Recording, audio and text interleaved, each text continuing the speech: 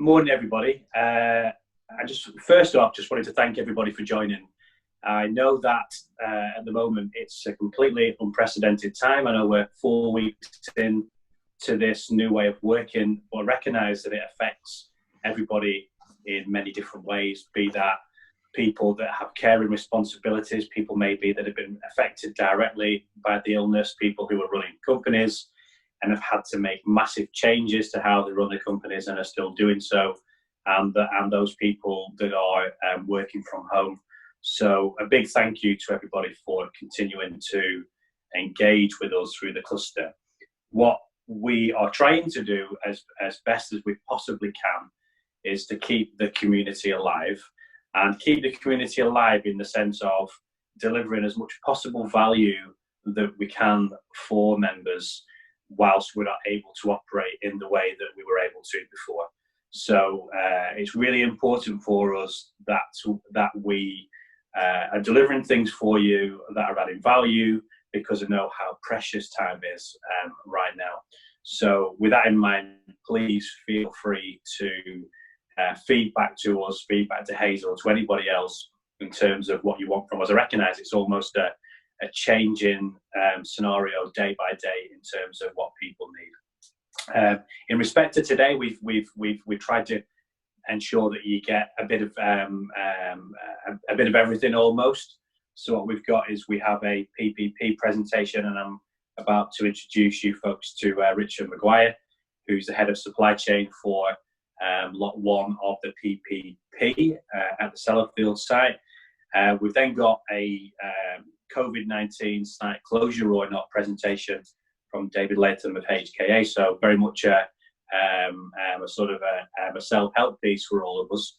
And then finally, something that looks a bit more like business as usual, which is a presentation, a 3-minute member presentation from Better Bodies. So we're trying to accommodate, we're trying to bring things of value to you all, and as I say, please feedback to help us to continue to doing that. So without further ado, I'll hand you over now to Richard McGuire, and thank you, Richard. Okay, so thank you everybody and good morning. Firstly, a couple of apologies, I guess. So I thought it would be a nice contrast, my business shirt and my son's bedroom. I've actually commandeered my son's bedroom for the duration of the lockdown, so apologies for the backdrop. Secondly, thanks to Andrew and Ivan for giving me the opportunity to come in and present. I'll swap over in a minute and I'll do a screen share, so just bear with me if it's a little bit clunky, because this is the first time I've done this. So the reason why we're here today is just to give you a quick overview for the PPP. So just where we are at the moment in terms of PPP, we're just conscious that we've been quiet for a little bit too long for PPP, and apologies for that. And we thought it would be appropriate and about the right time to get in there and give some guidance as to what's coming. As you'll be well aware, we're currently going through a construction pause right now. And so effectively, some of the plans that we have in place might be postponed a little bit, but effectively we've still got to do the work, so it is still appropriate in terms of giving you a quick window in terms of the opportunities that are coming up. And so everything that we'll talk about is an as-is situation, as it rightly is as of today. Just a very quick smartphone moment. You'll see on this screen, and apologies, my screen's gone a little bit strange, but at the top right hand side you'll see a QR code. If you pull out your mobile phones and if you go onto camera, if you take your camera and effectively if you try and focus in on that QR code under your camera and take a quick snapshot of that QR code, what it should do is give you all of my contact details, my email address and my mobile number and everything else. Hopefully that's worked. If it hasn't for whatever reason, I'll share my contact details at the end of this presentation. And this goes to what we're trying to do here to give an absolute visibility and a point of contact within PPP. As Ivan said, I'm the head of supply chain for Lot 1 on the PPP partners, and I'll come to that in just a moment. Also, as Andrew mentioned, we're going to share this presentation. It's going to be recorded. We'll share this presentation and post it on the various websites at the end.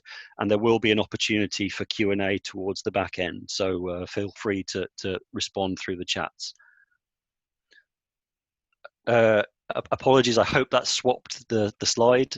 Andrew, I'm presuming it has. Perfect. Okay, so what I'll do is give you a quick overview in terms of the PPP structure and the lot partners for those of you who don't know where it is. Forgive the running order of this, but it will become self-explanatory. So lot 2 is Jacobs, who recently transferred from Woods to Jacobs. They're effectively our design and engineering partner. So they're, again, self-explanatory. They'll be carrying out all of the design works within the PPP projects. We are, however, carrying on some of the designs, some of the design resources from some of the other frameworks that are happening. So DSA is currently assisting in some of the in-flight projects that we've got. Lots 3 and 4 are kind of self-explanatory as well. So lot 3 is Morgan Sindall, who are the civils construction partner, and lot 4 is Doosan, who are the process construction partner. Again, the split in the works and the sort of seemingly competitive nature between those two, it's not competitive, because effectively Morgan Sindall are carrying out those projects which more have a civils bias, and Doosan, of course, carrying out the process bias contracts. The reason why I've left lot 1 until the last is because KBR, who are carrying out lot 1, they are effectively carrying out the integration piece. And what do we mean by that? Effectively, that's the glue that's holding some of these projects together. And what we're trying to do is take a programmatic view rather than an individual project view. So it's our responsibility to have a look at some of the efficiencies that can be carried out across these projects to give it more of a programmatic approach. The other partner, whose logo isn't on there, of course, is Sellafield Limited, who are effectively also an equal partner to this and providing sort of specialist resources and specialist support. That's not to say that it's a client position. It's not. There is a separate role for that. So let's get into the projects then. So last year, we were handed the keys to 5 live projects, and we call those in-flight projects. And I'll come on to the specifics of some of these a little bit later on, but effectively, as you can see, we've got 5 live projects. What we also have is 15 future projects. Those are projects that are going to happen in the next 20 plus years that will come across the line. It's quite unusual. In fact, I've never seen it before, where a business has that ability to take a view over 20 years. Normally what happens, again, COVID-19 is the exception to that. Normally you get the chance to have a 1 year or a 3 year or maybe a 5 year business plan if you're being optimistic. But this really does give us the chance to have a look, and again, to take that earlier slide, to take that programmatic view across, across the projects across a much longer period of time. So here's the important thing. What are we doing right now? So we currently have 3 projects that are live and on-site or virtually on-site. So on the right-hand side, you see SRP, which is physically on-site at the moment. They're pouring concrete up until the construction pause. And as soon as that construction pause is over, we'll be pouring the walls and starting on the steel work as well. On the left-hand side, you see the SCP. And again, we're just starting to mobilize in terms of construction.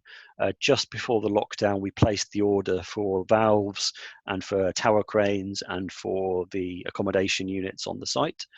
And RAP, the piece in the middle, is just a little bit behind. So we're just completing the final pricing, the major project total price, and finalizing the design before we go into that construction phase. So on the earlier slide, I mentioned that we've got 5 in-flight projects, and on the slide there, you only see 3.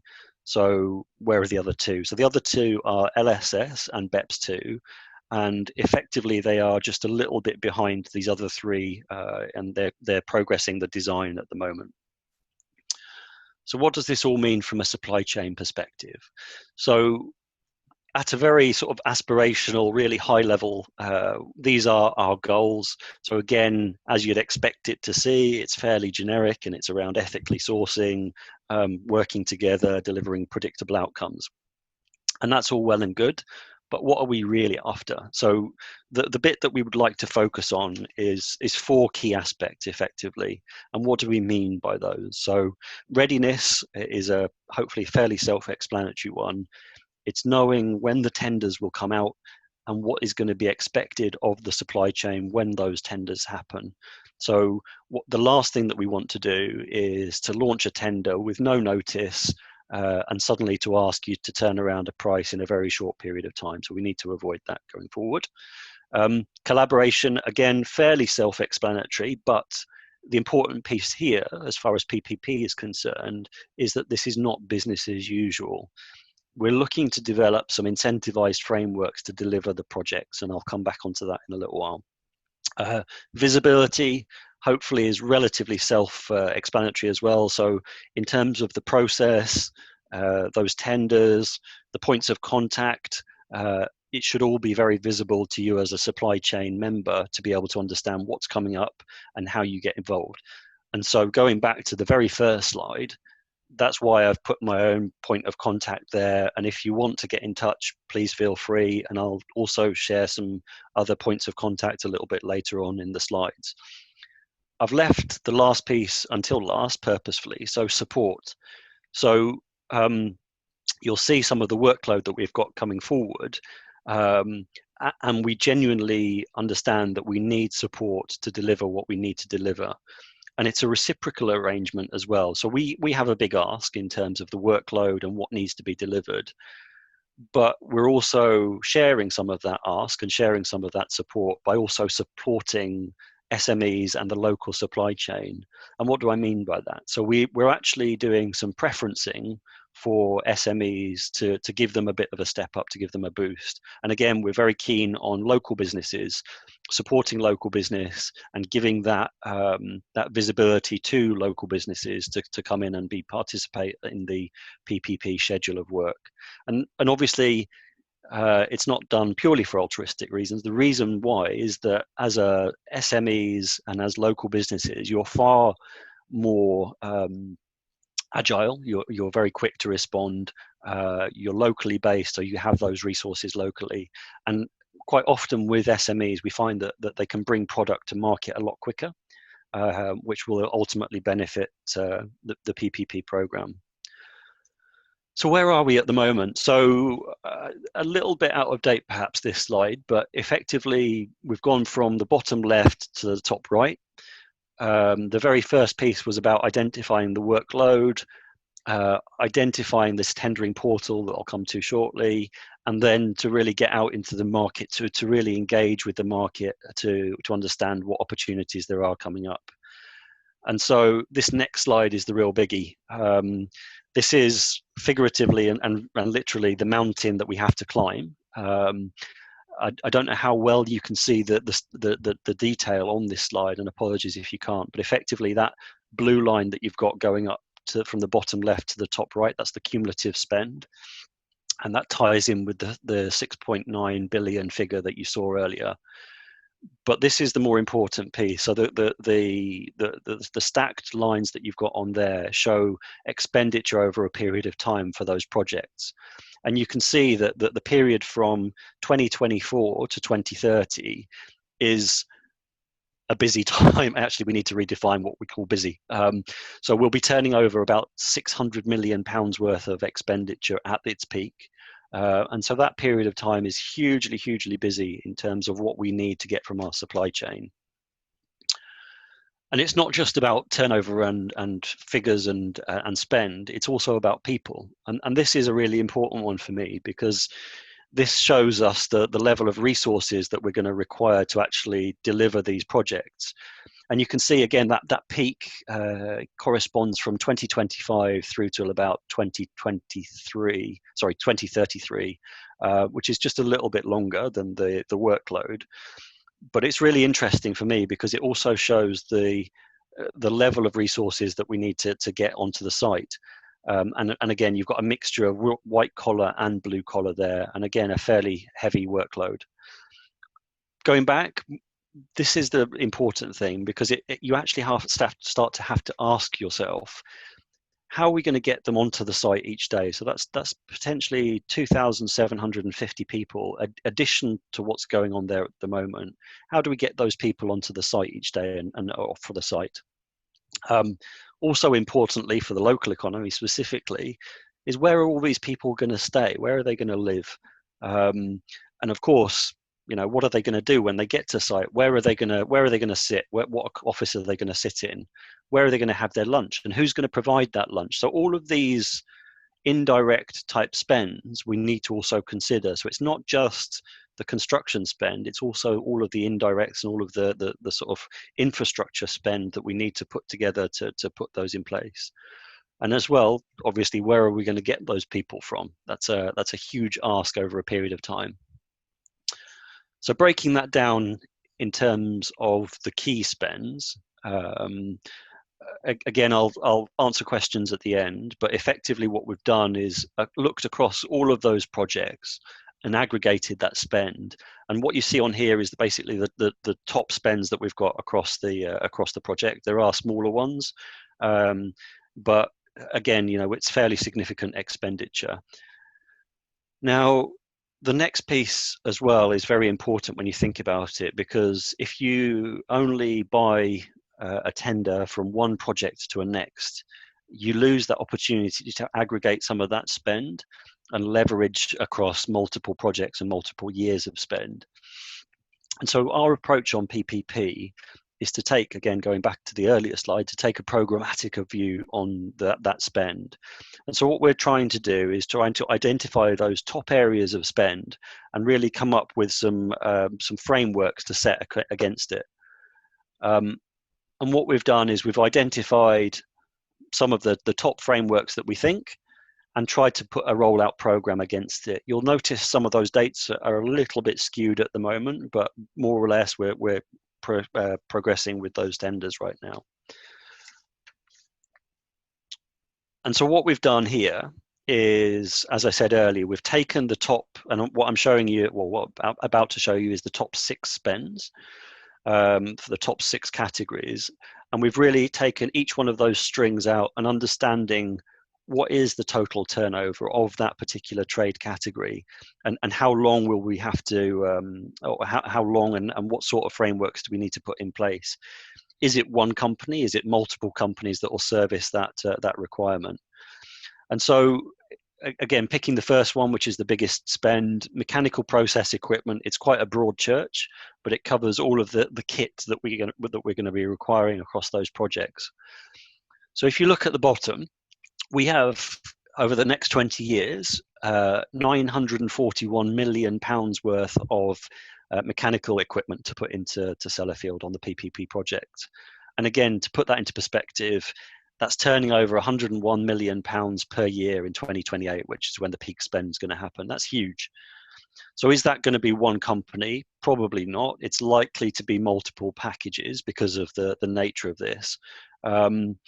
And again, we're going to start the tendering process at the start of next year to coincide with when we start to need it on site. But more importantly, we're still going to start the market engagement towards the back end of this year, just to get some feedback from the market. I mentioned earlier about those good supply chain goals of supply chain collaboration, etc. And what we really want to do is to get some feedback from the market to understand, well, okay, how can we do this better? What's your, as market leaders, give us some feedback in terms of how that tendering needs to happen and what you would perceive to be the best way of tendering that. And we are very open to suggestions. So flicking through the trades then, just in terms of design is the next biggest spend that we have. Going back in terms of the lot partner, this will be delivered partly through the lot partnership, but also with niche and specialist services as well. So as you'd expect, we require a lot of additional resource to deliver this in terms of the design. Key spend, £800 million in total, topping at about £90 million per year in 2025. As you'd expect, the peak on the design service is much earlier than the construction, just because of the normal life cycle of what we need to deliver. And we'll be coming out to the market. In fact, we're starting that engagement right now. Next up is concrete structures. We need to put in a lot of concrete across the next 20 years. So that's nearly £800 million worth of concrete structures that needs to be put in place, and that's £87 million per year. Again, when you look at if you look at and think about the volume of these, and it does really start to keep you awake at night. But if you start to think about that as a turnover, how many companies for resilience, how many companies are there who could sustain that? It's likely that we'll split it down into multiple packages or multiple framework providers. And then we start to also need to think about how we're going to structure those, and how it's not just about us as PPP placing an order with one company or several companies at that same tier. We also need to understand how they're going to spend their supply chain money as well.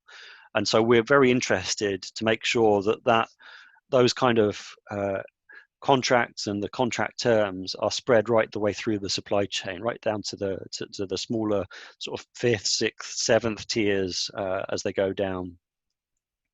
So the next one is steel structures. Significantly lower value, but still £132 million over the next 20 years. This doesn't include steel fabrications, which I've included within the mechanical equipment side of things, but it's all the primary steel work and the primary steel structures. So we will be going out to the market now to understand who's out there and how they can support us. And again, those awards towards the back end of this year. Electrical, a big spend here, £420 million. This is both electrical contractors and electrical equipment that are going to be required, and we need to have those in place in October. And the last one that I've put up here for information is commissioning services. So again, more towards the back end, and as you can see, the peak for that spend is 2030, as you'd expect. The peak is much later, so therefore we don't need to award it until a little bit later on. Just in terms of the frameworks that we need, I've shown you the top 6, but these are all the current frameworks that we're currently focusing on. As we get into the projects, those number of frameworks will increase, and we will expand that out. But the reason why I've put that up there is more on what we need to get out of the frameworks. So we identify that actually, if we're taking this framework approach across multiple projects, then we're looking for a bit of expertise actually to help us drive more efficiency into the projects. And so we're looking to the supply chain to provide us some paid expertise, to give us a bit of a lift when we come up to the design stages, when we come up to the constructability stages. So we're looking for that supply chain to really give us design input at a much earlier stage, and that's early contractor involvement is its technical term, self-explanatory, but we're looking to really pull some of that knowledge and expertise out of the supply chain tiers and bring it to help deliver some of the design and to deliver some of the process efficiencies that we're hoping to get. I have all of those spend profiles on all of those packages. Obviously, for today's presentation, I couldn't put them up there. But again, it gives you a bit of a guide as to when we're thinking of putting them in place and what packages we're trying to do. And so this is the important bit, I guess. This is, so you've seen what the level of the ask is. Now, more importantly, how do you get involved? So right now, we're trying to put in place a centralized registration system. But for now, for the interim, we're going back old school, unfortunately. So we've set up this centralized email address that you can register your company with, that you can just send us an email to say, hiya, we're here, and this is what we do. And then we'll include you, and again, apologies, it's a little bit old school, but we're including people onto a mail shot. Any tenders that are coming out, we're going to send a notification of those tenders on the mail shot. And just generally, in terms of participation and feedback, we're using that central mail shot email address just to keep in touch with people. Now, I've been on the other side of this far too often, and I'm always a bit concerned about setting up these email addresses, because inevitably, it goes to some back room, it gathers dust, and nobody responds, which is classic feedback that we get. We are responding within 48 hours to any inquiries that come into that email address, and we are sending out semi-regular notifications on that email. Going forward, what we need to have in place is a central register, which is an electronic procurement system for PPP. That central system will provide it'll provide a singular registration point. So you as supply chain members will come on your register once, and you'll have access to all of the tenders that the 5 companies will be putting out. All tendering will go through that centralized system. And all of the tendering processes and all those opportunities will go through that centralized system.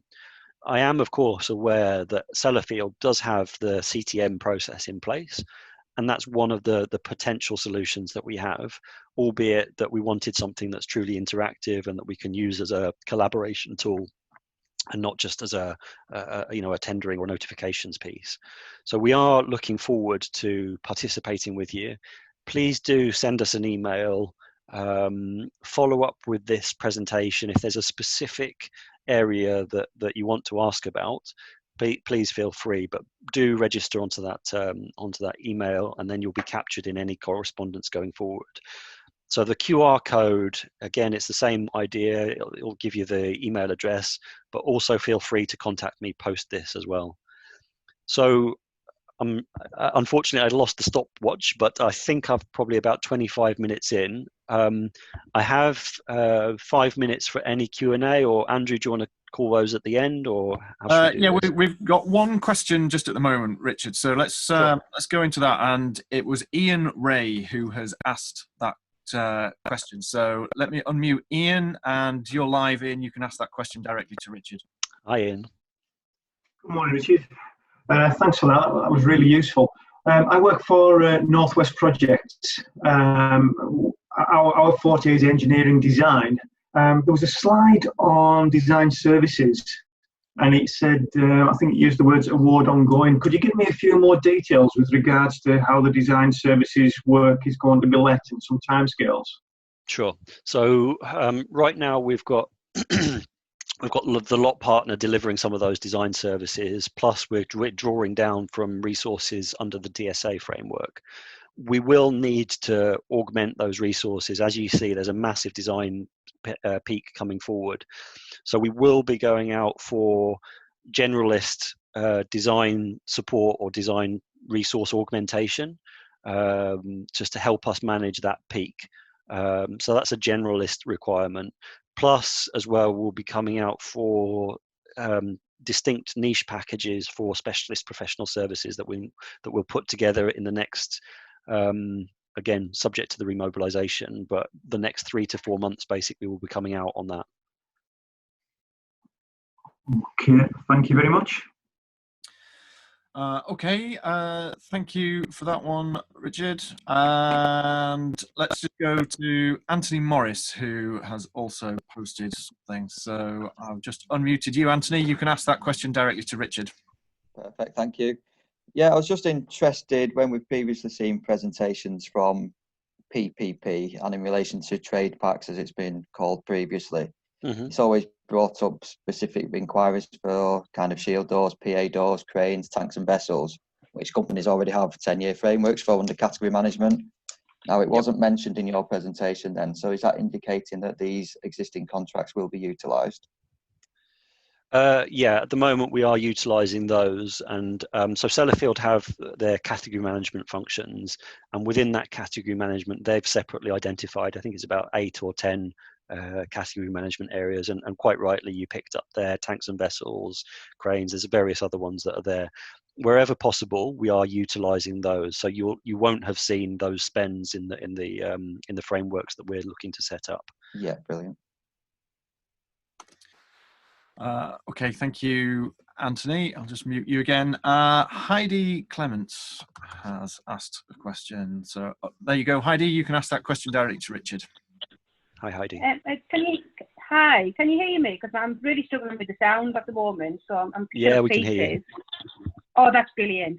I just wondered if as part of the overall project, whether there was a kind of a target for taking on a number of apprentices, as an example, as part of the scope. So yeah, absolutely. As part of the wider PPP piece, we are looking to do that. Although obviously, where those apprenticeships sit is applicable to the various lot partners. So yeah, as part of the submission, as part of the overall area, it's definitely in there. I have to say though, Heidi, apologies, it's not my area of expertise in terms of the apprenticeships that will be coming forward. So I don't have those details, but separately to this, I can go and find out where they are and how to apply for them. Thank you very much. I'd appreciate that. Thank you, Heidi.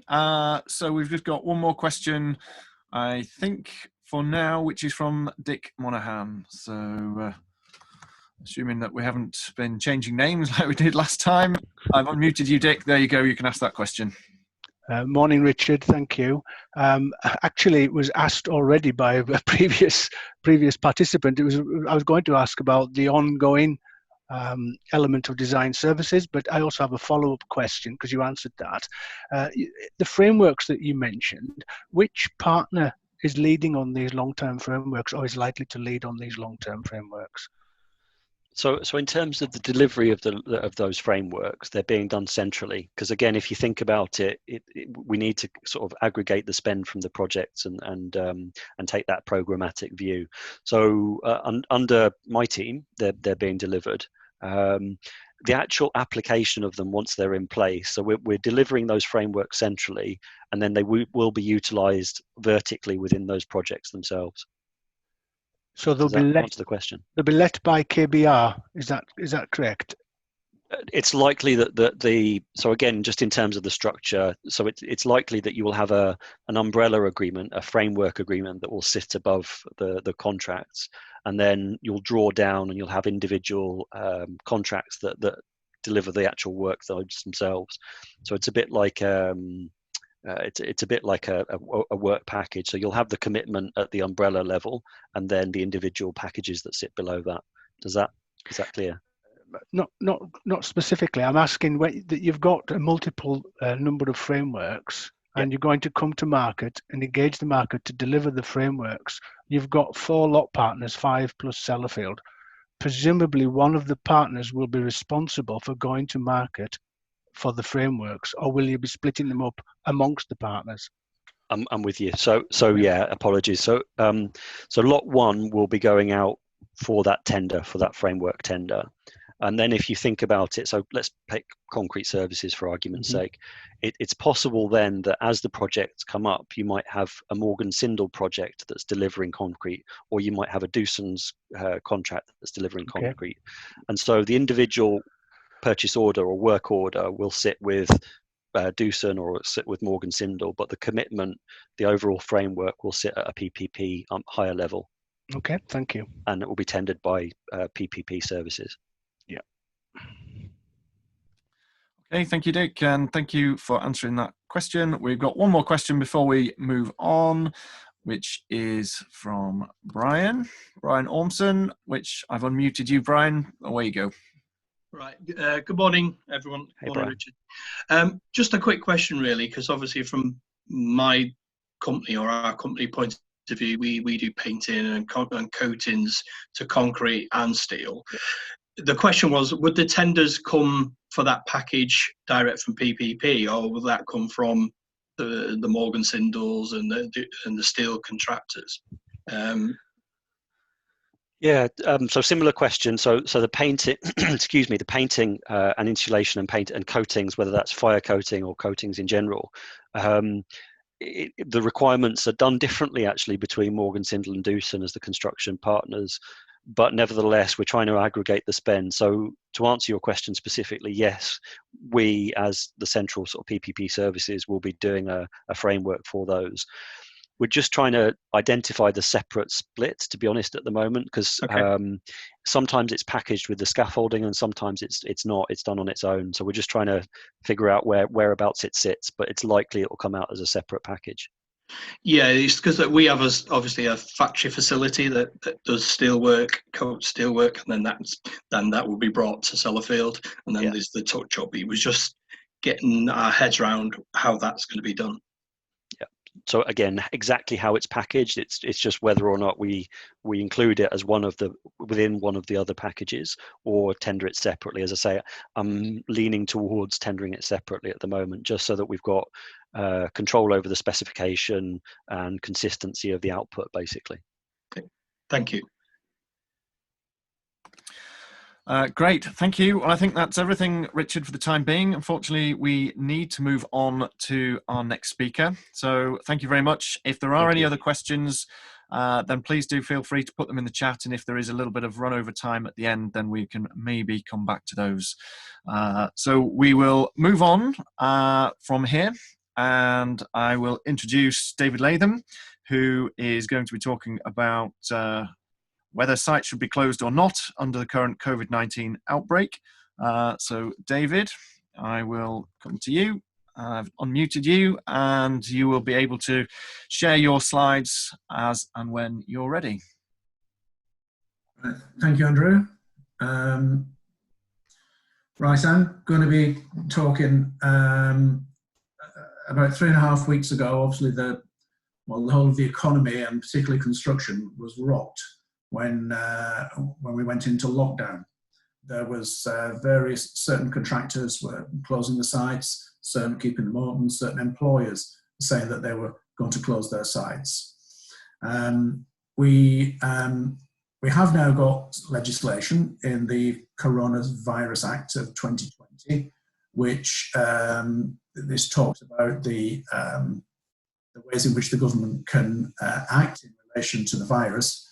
But significantly, what it doesn't say is that it requires the closure of construction sites.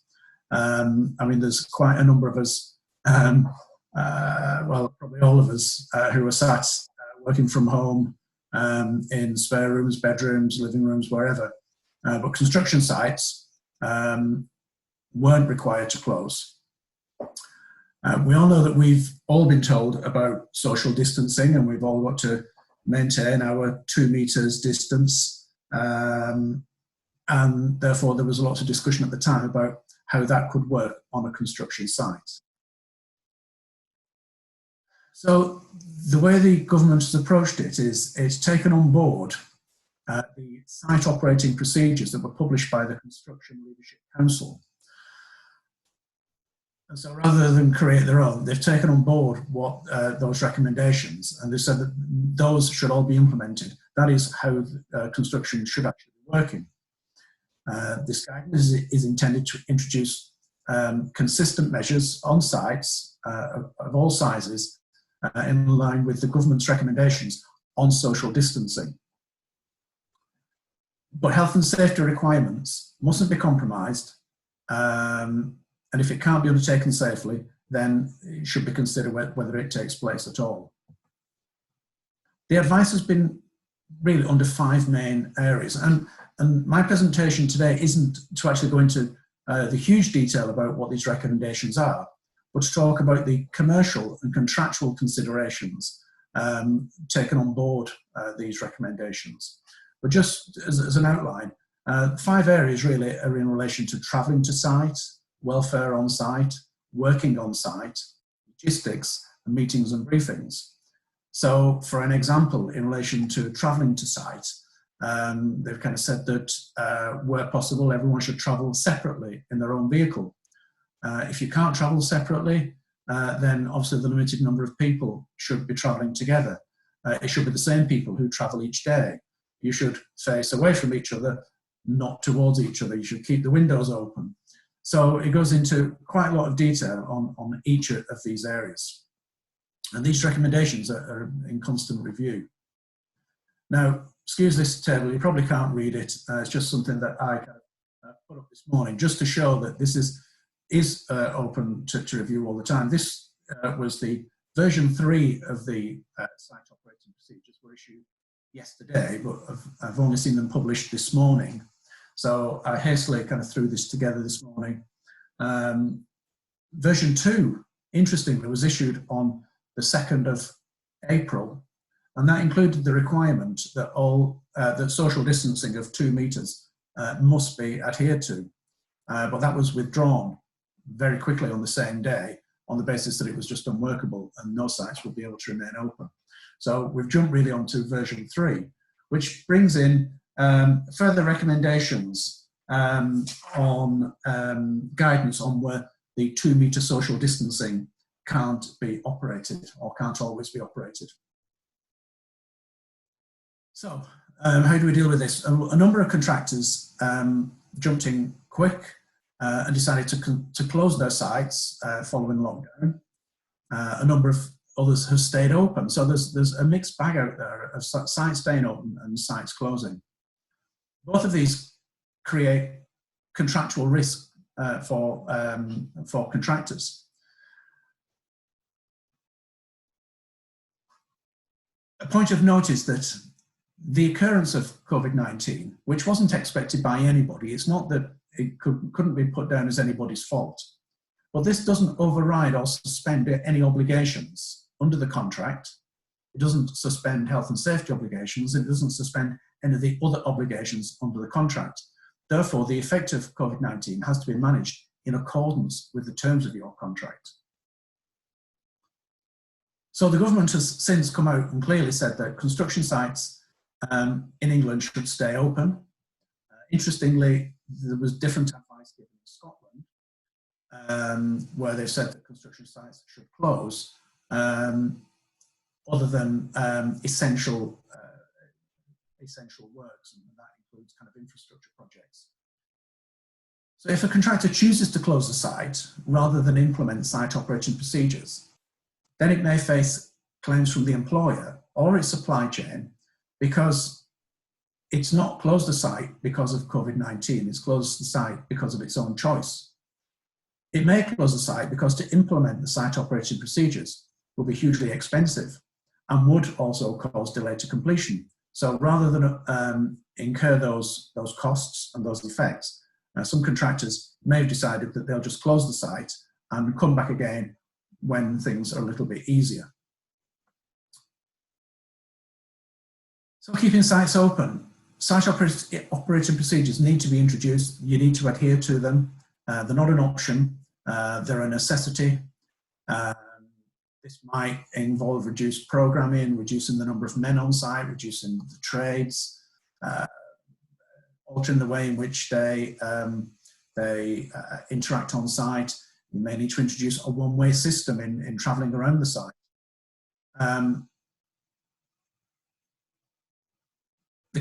Interesting, but nearly all of these will actually impact the contractor. They'll nearly all incur additional costs. They'll nearly all cause delay to completion and disruption to activities. So all activities need to be reviewed to decide whether or not they can actually be carried out safely. And those that can be carried out need to be carried out in accordance with the operating procedures. Now, it may well be that your contract gives you an entitlement to relief. It may give you entitlement to payment or extension of time, so additional time, to take account of the effect of COVID-19. And if so, then you need to deal with that in accordance with the contract in the normal way of things. So, for example, under an NEC contract, COVID-19 will be a compensation event, and therefore you need to notify the compensation event in the normal way of things. Under a JCT contract, the effect would be a force majeure event, which would entitle extension of time, but not loss and expense. But in any event, notice of delay needs to be given in the normal way of things. If there isn't any entitlement under the contract, you still need to implement the site operating procedures. And that just means that they're implemented at the contractor's own risk and at the contractor's own cost. But if the contractor simply elects to close the site without being able to justify that action, then that wouldn't be a compensation event under NEC. It won't be a relevant event under JCT, and therefore you close the site at your own risk. So sites should only be closed if they're justified on health and safety grounds, and if work can't operate safely in accordance with site operating procedures. And so if the effect is simply that the work can't be carried out safely as originally planned, then the contractor isn't entitled to close the site. If some of the activities can't progress but others can, then the site should remain open. If work can continue by introducing site operating procedures, then the contractor should do so. And if the introduction of operating procedures incurs extra cost or causes delay, then remedy may or may not be available under the contract, but regardless, those procedures need to be implemented. So in summary, risk to a contractor. If a contractor decides to close the site without justification, then it runs the risk of delay damages from the employer, termination of his employment, claims from the supply chain because he's wrongfully prevented them from carrying out their works, and he's also responsible for his own costs. Similarly, if a subcontractor just decides that they're not going to attend site further, then again they run the risk of being liable for delay and disruption costs from the main contractor, including passing down delay damages, risk of termination under the subcontract, and being responsible for his own costs. Similarly, if an employer instructs site closure as a policy, then it takes the risk that it will be responsible for claims from the contractor of being prevented from completing the works. And also, if the employer instructs the contractor to implement any specific site operating procedures, then again, it runs the risk in doing that the contractor will then claim to be entitled to relief in additional payment and additional time for the consequences of introducing those procedures. So it's not a simple and straightforward matter as to whether or not a contractor decides would he rather keep the site open or would he rather close it. And COVID-19 doesn't avoid your contractual obligations, and therefore you need to consider the contract before you make any decisions. The advice on site operating procedures, as I say, is changing on a daily basis. There's a daily update issued. It's important you keep up to date. There's some useful sites there, which if you get the slides after, you can get onto those. It's version 3 of the site operating procedures was only kind of sent out this morning, so they're hot off the press. So that's about it. Thank you. Thank you, David. That's great. We have one question which I'm going to ask actually because we're just a little bit pressed for time. Steve Shanahan has asked the question: how does it work if you cannot secure suppliers or raw materials? Yeah, that's a big problem. I've been advising quite a few contractors and subcontractors where they want to get on with the work, but they're being hampered because they can't actually get their own subcontractors to site. I think that if you, we've got to see how all of these things kind of develop as time goes on, but I think that if you can't procure materials because of the effect of COVID-19, then that would fall under the contract. Either it would be a compensation event under NEC or a force majeure event under JCT. But I've had one client, for example, who one of his subcontractors just refused to turn up and said no, as a policy, they decided they were going to close down for the time being. So I think in that situation, you say, well, that's not the effect of COVID-19. That's the effect of a subcontractor's decision to close down because he could have carried on but chose not to. So therefore you'd be in the straightforward contractual situation that the employer would have claims against you as a contractor because you've not been progressing, and you'd similarly to pass those claims down to your subcontractor.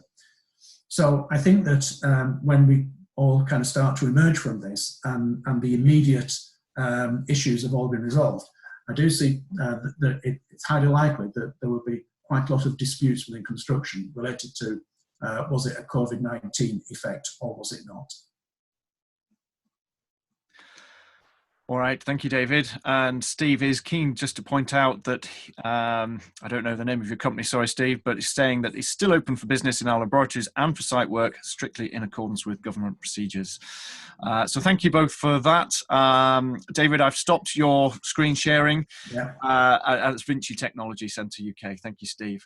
So we're going to move on because we are to time, I'm afraid. It's 11:31, and Claire Bull is going to be giving her 3-minute presentation. So Claire, I've unmuted you now, and you will be able to put your slides up. I'm going to start my 3 minutes. Hi everybody, and thanks for stopping and listening to this. I'm the founder of Better Bodies UK. We started our life in Doncaster in 2006. I'd been teaching for the prison service since 2002. Moved the business up to Cumbria in last year, actually, and I partnered up with my other half who works at PX, and we set up our premises in Whitehaven, so that's where our head office is. Tried to bring a lot of the core values of what we had in Doncaster, which was very much about kind of community spirit and making prices affordable for all businesses, whether they were small businesses or big businesses. So we brought that core value up to Cumbria. So what can we offer your business? So all of our training is regulated training, just because we want the kind of quality that we get from the regulated training. So I obviously don't have time to go through them individually. So I've picked on the kind of top 5 qualifications that we deliver out to our corporate customers there. As I say, it's all regulated training. We have now been given permission to offer particularly the mental health courses, level 1 to supervisory level 3. We were able to offer them interactively, and we'll be putting out some information to the members group this week about that. All of those courses can be found on our website. We also offer a number of other courses. We work with Inspira to offer courses for people that are unemployed. So we do offer lots of other courses, so please check those out on our website. In addition to that, we do offer tailored employee health screening packages, and you can choose from any of those that are on screen there. You can choose all of, or just parts of those. Just to give you a quick look of our centre there, so we do come out to your premises to do delivery as well, if that suits, but that's our little kind of homely premises there. Anybody that attends our premises get lunch, and then I'll just try and stop that share so you're back onto me. So not only do they get lunch, but all courses, you can see we give out books of everything that the people have learned, and anybody that's going to join in our interactive learning, you'll be sent one of these books ahead of time. Our contact details are on the ends of the slides, and if that's my timing, I've got 4 seconds, so thank you very much, guys. Thank you, Claire. Really appreciate you rushing through that. Sorry to put that pressure on you right at the end. I'm going to share the slide now for the mentee feedback. I can't see that we've had any member news to share, so we will move straight on and round off the meeting, because I'm mindful that people will have other commitments to go to. So I'm just going to put up the slide, and if we could get your feedback from this meeting through the Mentee app, that would be very much appreciated. And I will hand across to Ivan to just summarise and close out the meeting. Thanks everybody for contributing today. Thanks to Richard, thanks to David, thanks to Claire for being the first ever online 3x3. Real credit to you that you managed to do that without Diane Richardson cracking the whip in the background.